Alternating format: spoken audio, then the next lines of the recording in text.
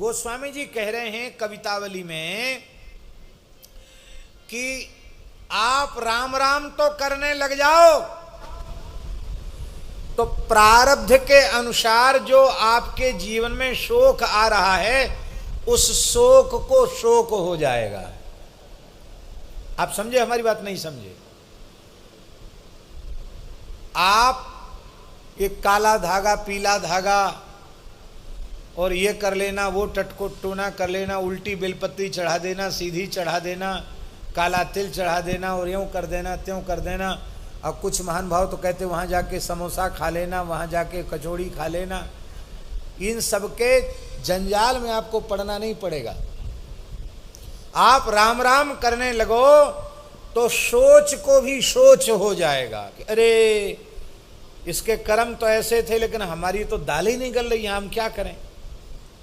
शोक को शोक हो जाएगा और संकट पे संकट पड़ जाएगा।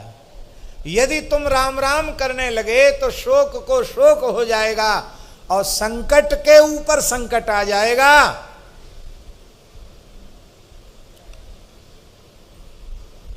और क्या होगा? जरत प्रभाव नाम ललित ललाम को सोच संकटन सोच, सोच और संकटों को सोच हो जाएगा, उन पर संकट पड़ जाएगा। संकट परत जर जरत प्रभाव नाम ललित ललाम को, नाम का ललित प्रभाव ऐसा है कि जो दहन कर्मा अग्नि है वो भी चंदन के जैसी शीतल हो जाएगी और डूबती हुई तुम्हारी नौका, भव मझधार में, भव सिंधु में डूबती हुई तुम्हारी नौका वो उछर जाएगी और उछर ही नहीं जाएगी, किनारे लग जाएगी। किनारा कौन है? श्री नित्य गोलोक, श्री नित्य वैकुंठ, श्री नित्य साकेत, यही किनारा है। श्रीधाम वृंदावन यही किनारा है।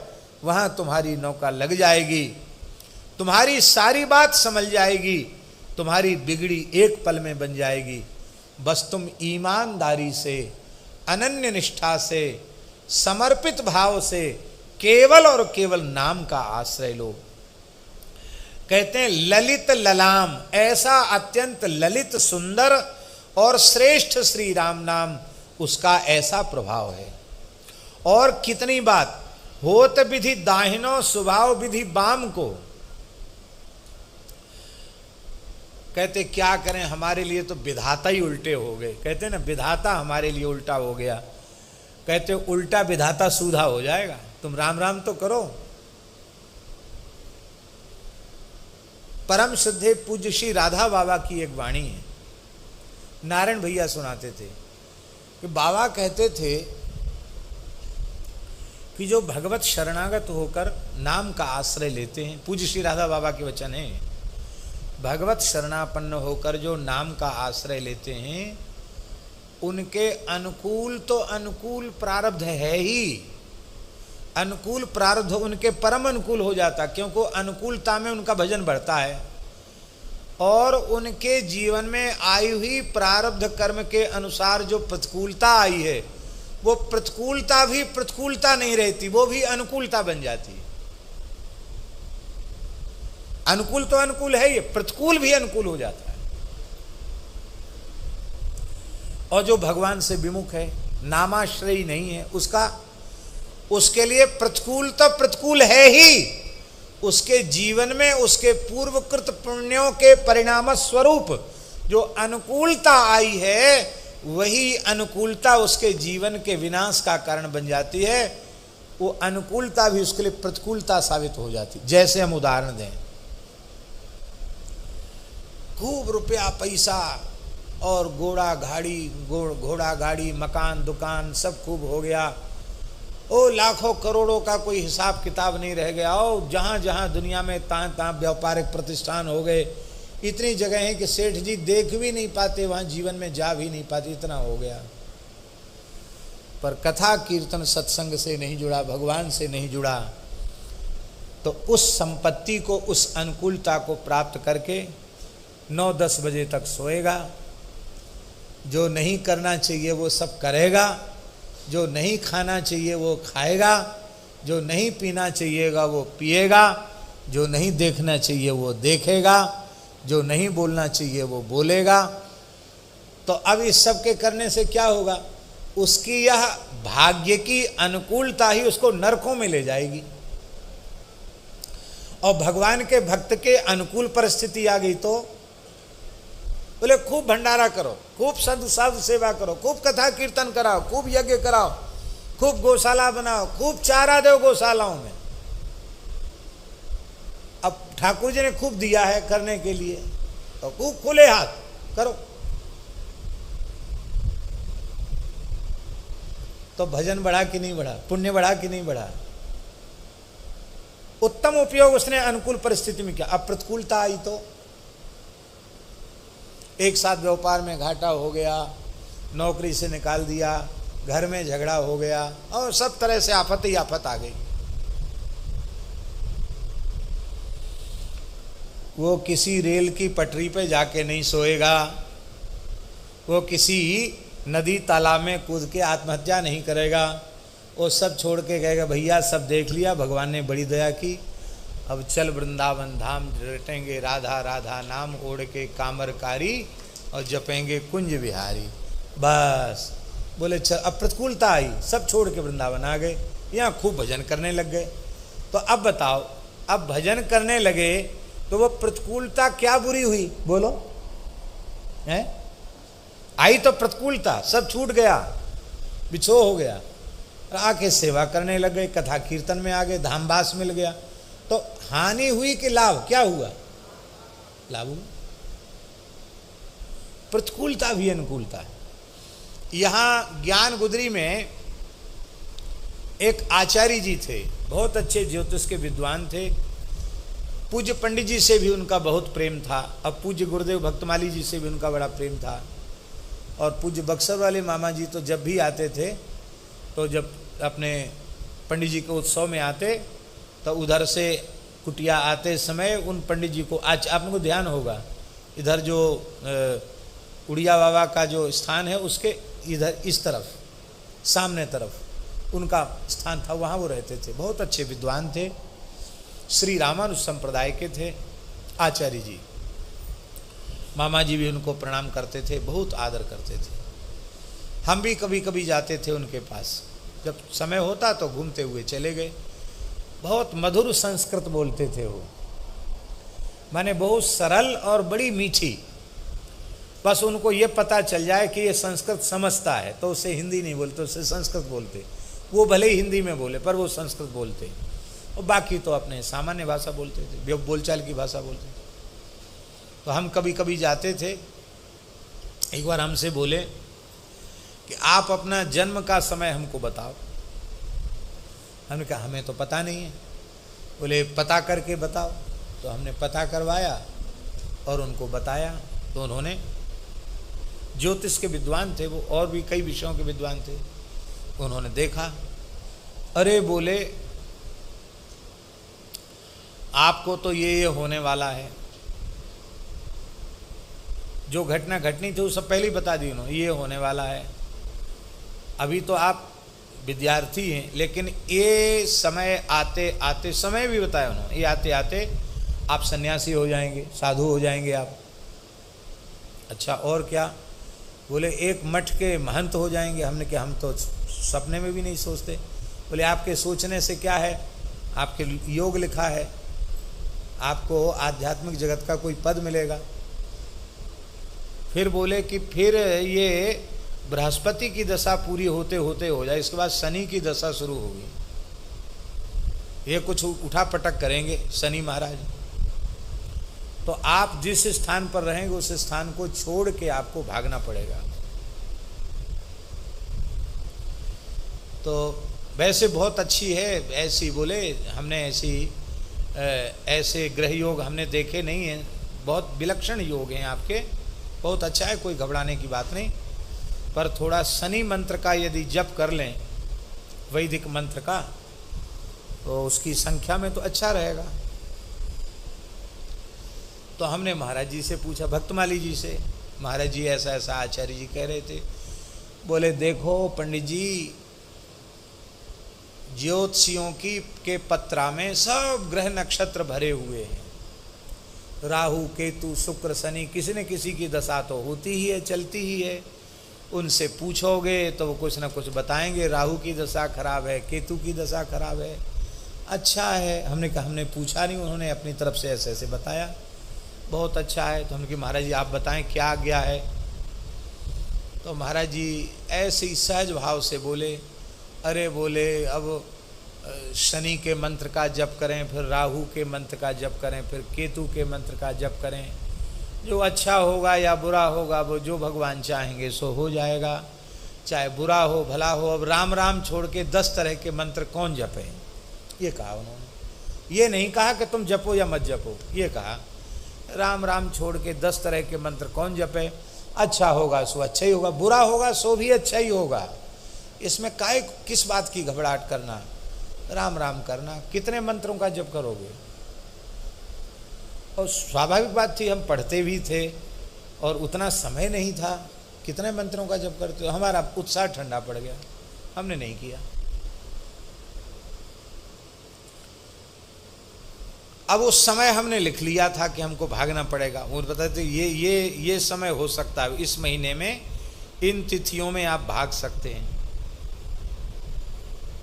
तो हमारे मन में भी जिज्ञासा थी कि देखें पंडित जी का ज्योतिष। ठीक वही समय आया और मेरे मन में ऐसा तीव्र वैराग्य जगा। वैराग्य तो न पहले था ना अब, लेकिन उस समय ऐसा जगा भीतर से, थोड़ी सी अशांति आई। मैंने कहा क्या जंजाल में पड़ गए। अब एक झटके में निश्चय कर लिया कि अब हमको जाना है छोड़ के, और अब ऐसी रहनी से रहना है कि दुनिया हमको पागल समझे। यमुना जी के किनारे किनारे चलेंगे, राम राम भगवान नाम लेंगे और दूसरा कोई शब्द ही नहीं बोलेंगे, किसी के द्वार पर हाथ नहीं पसारेंगे। भगवान की इच्छा से कुछ पेट भरने को मिल गया तो ठीक है, नहीं मिला तो भी ठीक है। यमुना जी तो हैं, यहाँ भी नहीं रहना, वृंदावन में भी नहीं रहना, यहाँ तो प्रपंच रहेगा। आगे चलेंगे जहाँ तक जमुना जी के किनारे। ये मन था कि जमुना जी का किनारा नहीं छोड़ेंगे, जमुना जी किनारे रहेंगे। अब महाराज जी से अनुमति कैसे मिले, पहाड़ी बाबा महाराज से, गुरु जी से। तो मंदिर में पूजा हम ही करते थे, हमको तो पक्का हो गया था निकलना है, हमको महंती वहंती सब छोड़ना है। तो महाराज जी के यहाँ सब काम उनसे पूछ के होता था, अपने मन से आप कुछ नहीं कर सकते, चाहे रोज वही काम करना है। हमने कहा महाराज जी आरती की आज्ञा। क्या आज्ञा है महाराज जी। आरती का समय था तो समझते तो पूजा करता है। अरे बोले बार बार क्या पूछना, जाओ जाओ। हमने कहा अरे 2 बार कह दिया जाओ जाओ, हो गई आज्ञा। अब हम ऐसी एक तौलिया लगाए खड़े थे, गर्मी का समय था, ऊपर भी कोई कपड़ा नहीं था, एक ही कॉपीन थी, कुछ नहीं। ना कक्ष में गए, ना कोई माला झोली उठाई, ना पुस्तक उठाई, ना जूता चप्पल पहना, एक कौड़ी फूटी, सीधे तीव्र गति से यमुना जी के किनारे चले गए। लेकिन जा नहीं पाए, पीछे कोई पड़ गया। और फिर अंत में यहाँ से पैदल पैदल भाग रहे थे, जा रहे थे, एक सज्जन मिले, ज़बरदस्ती उन्होंने गाड़ी में बिठा लिया और बोले आप कहाँ जा रहे हो। तो दिल्ली से आपको कहीं टिकट करा देंगे। हमने सोचा बनारस में यहाँ के लोग कम जाते, बनारस चले जाएंगे, एक बार तो बनारस चले जाएंगे। कुछ नहीं, न एक पैसा पास में, न दूसरी लंगोटी नहीं, केवल एक साफी थी, बस वही पहने थे। दिल्ली में जहाँ पहुँचे वहाँ अचला लंगोटी कपड़ा सब नया आ गया। और उन्होंने कहा महाराज इतने जल्दी टिकट तो बनेगा नहीं, कुछ दिन आप कुछ कथा सुना दो। हमने की कथा क्या सुना मैं। तो भक्तमाल जी की मूल पोथी उनके घर में थी। बोले करमेती बाई का चरित्र हम सुना देंगे। करमेती बाई का चरित्र सुनाने लगे। टिकट लेके आए तो विश्वनाथ जी का टिकट ना लाके अमरनाथ का टिकट लेके आए। बोले दिल्ली से श्रीनगर की फ़्लाइट है, वहाँ से हम लोग अमरनाथ जाएंगे दर्शन करने। और सबका मन हो गया कि महाराज जी के साथ चलेंगे तो बढ़िया हो जाएगा। आपको तो शंकर जी के पास जाना है, चाहे विश्वनाथ जी जाओ चाहे अमरनाथ जी जाओ। चले गए अमरनाथ जी, हे आए। और जो समय उन्होंने बताया था उस समय गए, लेकिन किसी वस्तु के अभाव की अनुभूति नहीं हुई। भगवान ने दिखा दिया कि एक पैसा नहीं होगा तो भी गाड़ी वाले तैयार खड़े रहेंगे, और एक कपड़ा नहीं होगा तो भी कपड़ा मिलेगा, भोजन भी मिलेगा, और तुम्हारे पास रिक्शा भाड़ा ना हो तो भी हवाई जहाज के टिकट की व्यवस्था हो जाएगी। ये भगवान ने दिखा दिया। कोई प्रतिकूलता नहीं हुई। बढ़िया से अमरनाथ जी का दर्शन, वैष्णो देवी का दर्शन सब कर करा के चले आए। और नहीं तो आज तो अब जाना बहुत मुश्किल है, उस समय हुआ है सो हुआ है। आए फिर बाद में पूज्य गुरुदेव शिव खाकचौक वाले महाराज जी के निकट आ गए। महाराज जी तो बड़े दुखी थे ही, प्रसन्न हो गए, हमारे आते ही प्रसन्न हो गए।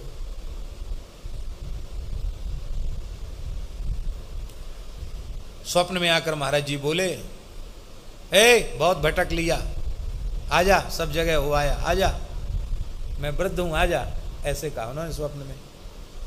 तो फिर हमारा वहां से और कहीं जाने का विचार था, वो बंद हो गया। फिर हम महाराज जी के चरणों में आ गए, उनकी कृपा प्राप्त हुई।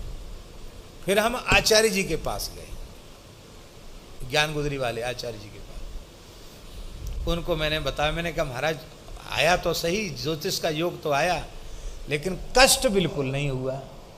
तो हंसने लग गए, बोले हाँ, भगवान के शरणागत जो जीव हैं उनका कभी अनिष्ट नहीं होता है, अच्छा ही होता, मंगल होता है, अच्छी बात। ये उन्होंने कहा। तो ये अनुभव की बात है। आप नाम मात्र के लिए भी भगवान के हो जाओ तो अनुकूल तो अनुकूल है ही है, प्रतिकूल परिस्थिति भी आपके लिए भजन सत्संग को देने वाली होगी, आपका कुछ बिगड़ेगा नहीं।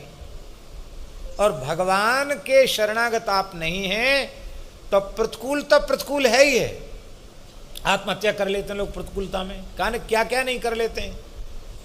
ज्यादा प्रतिकूलता आती तो और अधिक दुर्व्यसनी हो जाते हैं। ऐसा होता कि नहीं होता? दिमाग तो भजन में लगना नहीं है तो ऊट पटांग कामों में लग जाते हैं। इसलिए भैया नाम का आश्रय लो। गोस्वामी जी कहते हैं कि जो वाम विधाता है वो भी नाम का आश्रय लेने से दाहिना हो जाएगा, और जो अभाग है, भागत अभाग, तुम्हारा दुर्भाग्य तुम्हें छोड़ के भाग जाएगा। और अनुरागत विराग भाग, जागत आलसी तुलसी हु से निकाम को कहते महाराज अभाग्य भाग जाता है। और कैसा हो जाता है? अनुरागत विराग, वैराग्य से प्रेम करने लगता है। और कहते दूसरी जगह खोजने कहाँ जाओगे? तुलसी जैसे निकम्मे आलसी का भाग्य कितना जग गया। हमको देख लो, हमारे जीवन को देख लो। शत्रु सेना भी रक्षक बन जाती है, हितकारी बन जाते हैं। धारी धाई धारी फिरके गुहारी हितकारी होत। जो शत्रु है, जो जानी दुश्मन होते थे, वे तुम्हारे प्राणों की रक्षा करने वाले हो जाएंगे यदि तुमने राम नाम का आश्रय लिया तो। और आई मीच मिटत जपत राम नाम को, राम नाम के जप से आई हुई मृत्यु भी मिट जाएगी, आई हुई मृत्यु चली जाएगी। होशियारपुर पंजाब में है, वहां के एक बहुत बड़े विद्वान महापुरुष थे, पूज्य पंडित श्री अमृतानंद भृगु शास्त्री। भृगु संहिता के बहुत बड़े विद्वान थे। उन्होंने अपने भृगु का विचार किया और अपनी मृत्यु का निश्चय कर दिया कि अमुक समय मेरी मृत्यु हो जाएगी। बहुत से संतों को बुलाया और कहा बस अब आप तो आशीर्वाद दो कि हमारा परलोक सुधर जाए। हमारे पूज्य गुरुदेव भक्तमाली जी के गुरु भाई काका गुरु परम पूज्य श्री करुणानिधान वाले महाराज जी, परम पूज्य श्री रामदास जी महाराज, वो भी उस जमात में थे। उन्होंने कहा पंडित जी भृगु संहिता की बात तो झूठी नहीं है, पर राम नाम की इतनी महिमा है कि मृत्यु टल जाएगी और आयु बढ़ जाएगी।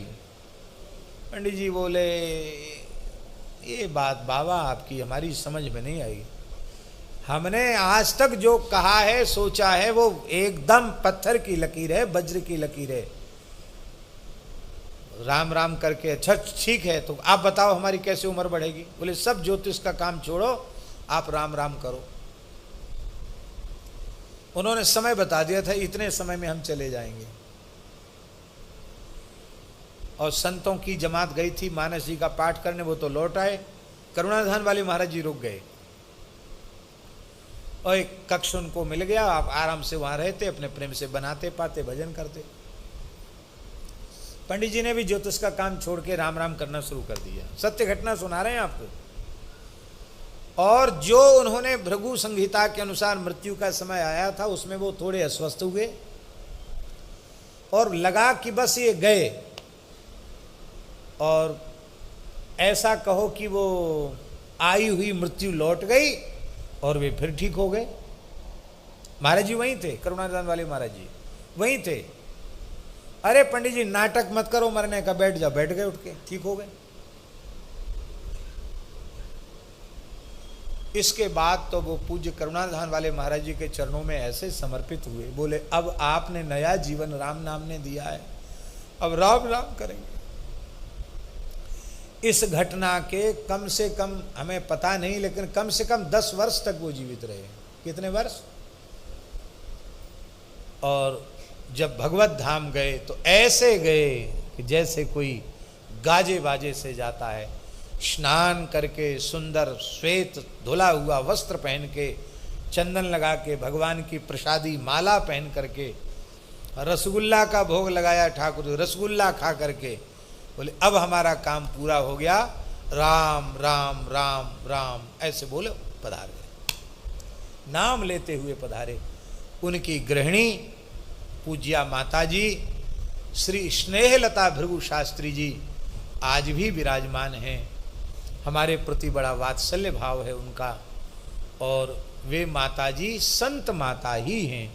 भारतवर्ष के बड़े बड़े संत उनको माता के जैसा आदर ही देते हैं। वस्तुतः वो माता है, बहुत भजन करती हैं, वो भी खूब नाम जप करती हैं, बहुत दिव्य माता जी। तो आई मीच मिटत जपत राम नाम को, तुलसीदास जी महाराज कह रहे हैं आई हुई मृत्यु भी राम नाम के प्रभाव से मिट जाती है। कितने ऐसे साधक मिलेंगे जिनके हस्तरेखा के अनुसार, जिनके जन्मांग के अनुसार उनकी आयु समाप्त है, अब फिर भी जी रहे हैं। कैसे जी रहे हैं? बोले राम नाम की कृपा से जी रहे हैं, संत सदगुरु की कृपा से जी रहे हैं। बोलो वृंदावन बिहारी लाल की। पिताजी अपनी ओर इशारा कर रहे हैं। इनकी भी ज्योतिष के अनुसार तो ऐसे ही है, ज्योतिष के अनुसार तो अब तक विराजमान नहीं रहना चाहिए, लेकिन राम नाम की महिमा से, गुरुजनों की कृपा से हम सबको उनका मंगलमय दर्शन हो रहा है। तो आई मीच मिटत जपत राम नाम को, आई हुई मृत्यु भी राम नाम के जप से मिट जाती है। बोलो राम नाम महाराज की जय। जय जय श्री राधे। इतना सुंदर प्रकरण है कि हमको छोड़ा भी नहीं जा रहा है और कहा भी नहीं जा रहा है। क्या करें बताओ, आप बताओ। घड़ी तो कहती कि अब 6 बज गया है, थोड़ा सा और कह देते हैं ना। आंधरो अधम जड़ जांजरो जरा जवन, जड़ जाजरो जरा जवन, अनुप्रास देखिए। आंधरो एक अंधा मुसलमान, जवन माने मुसलमान। अधम कर्मों से अधम होता है, कर्मों से उच्च होता है। ऊट पटांग चीज खाओगे पियोगे तो अधम ही होगे, ऊट पटांग काम करोगे तो अधम ही होगे। अधम अंधा बूढ़ा जरा जवन, बूढ़ा यवन जड़ जा रहा था, अंधा था, ऐसी लकड़ियां टेक टेक के जा रहा था। तब तक एक सुअर का बच्चा निकला। आपने देखा होगा सुअरिया चलती, उसके पीछे उसके कच्चे बच्चे चलते हैं तो वो चिल्लाते हुए, च्यूं म्यूं करते हुए चलते हैं बच्चे। और वो भागते हैं तो फिर किसी को नहीं देखते, वो बीच में से ही निकल जाते हैं। तो उस सुअरिया के बच्चे ने उस अंधे म्लेच्छ को, जो जरा जवन था, बूढ़ा था, उसको ठोकर मारी। ठोकर मारी नहीं, मतलब ठोकर मारते हुए वो निकला तो उसका बैलेंस बिगड़ गया, लठिया गिर गई और वो गिर गया, बड़ी जोर से गिरा। तो अंधों को स्पर्श का बड़ा ज्ञान होता, सुअर ने हमको मारा ये उसे पता चल गया। तो सुअर को वो सुअर नहीं बोलते, हराम बोलते हैं। सुअर नहीं बोलते, सुअर को हराम बोलते हैं। तो सूकर के सावक ढका ढकेले मग में, सूकर के सावक ने उसको मग में रास्ते में धक्का दिया तो गिरे ही हरी हराम हो हराम हन्यो। उस म्लेच्छ ने कहा अरे हराम मार दिया, हराम मार दिया, हराम माने हराम माने सुअर ने मार दिया।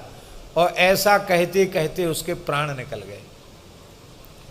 तो मार दिया हराम, वो तो गाली दे रहा था, पर हाथ तो कष्ट में मान लिया गया और राम, ये राम नाम का राम जी का संबोधन हो गया। ये गुणाक्षर न्याय से वो उसको लेने आए थे, भयंकर जमदूत, ऐसी मरने का विधान था उसका, लेकिन मार दिया हराम, मार दिया हराम, ये उसके मुंह से निकला। और भगवत पार्षद आ गए और विमान में बिठाकर उसको भगवान के धाम को ले गए। हाय हाय करत परिगो काल फग में, काल के फंदे में पड़ गया। तुलसी विशोक है त्रिलोकपति लोक गयो। वो विशोक शोक रहित होकर के भगवान के नित्य वैकुंठ में गया। नाम के प्रताप बात विदित है जग में, नाम के प्रताप से वो भी भगवान के धाम को चला गया। अब अंतिम बात कह रहे हैं, क्या कह रहे हैं?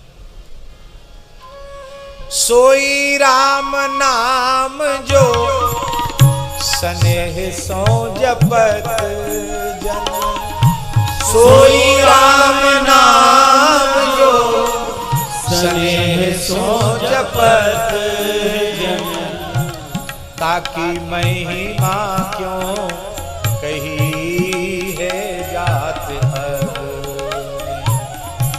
ताकि महिमा क्यों कही है जाति अब। ऐसे राम नाम को जो प्रेम सहित हरि नाम जपता है, स्वाद ले लेकर, जैसे कोई लालची आदमी मिठाई खा खा के स्वाद ले लेके मिठाई ले। एक महात्मा थे सुदामा कुटी के कुठारी जी, बड़े प्रेमी महात्मा थे, बड़े भजनानंदी थे, पर विनोदी स्वभाव के थे। तो श्री विपिन बिहारी दास जी महाराज, वो जब केला का मौसम चलता था ना, केला की ऋतु, तो केला की ऋतु में रोज शाम को ब्यारू में केले की, पके हुए केले की खीर बनाते थे। इतनी जोरदार बनती है, इतनी जोरदार बनती कि हम आपको बता नहीं सकते।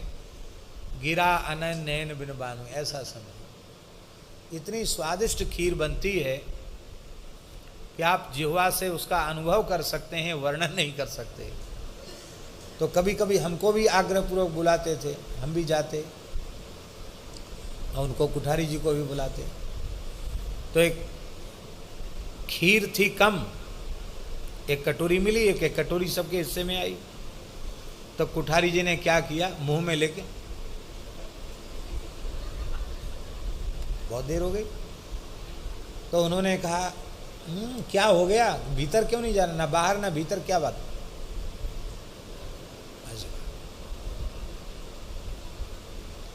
फिर धीरे धीरे धीरे धीरे बोले, बाबा बात ये है, इतनी बढ़िया खीर बनाओ तुम और नार के नीचे सटते चली जाए, फिर स्वाद नार के नीचे पतो ही नहीं पर कैसो स्वाद है।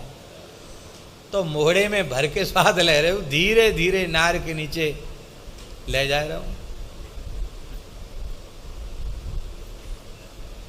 जैसे अभी तो लौकिक एक दृष्टांत है अमरस का या दूध की खीर का। सच्ची बात यह है, श्री हरिनाम से मीठा और क्या हो सकता है? इससे अधिक मीठा कोई हो सकता है? दूसरा मीठा खाओगे तो मीठा खाना बंद हो जाएगा। और ये मीठा चाहे जितना खाए चले जाओ बंद होने वाला नहीं है। और मीठा से तो रोग बढ़ेगा और इस मीठे से भवरोग का भी शमन हो जाएगा। हरि नाम सबसे अधिक मीठा, मधुराति मधुर, सुमिष्टाति सुमिष्ट हरि नाम है। पर इसकी मिठास का स्वाद मिल जाए। महाप्रभु जी ने क्या कहा? चेतो दर्पण मार्जनम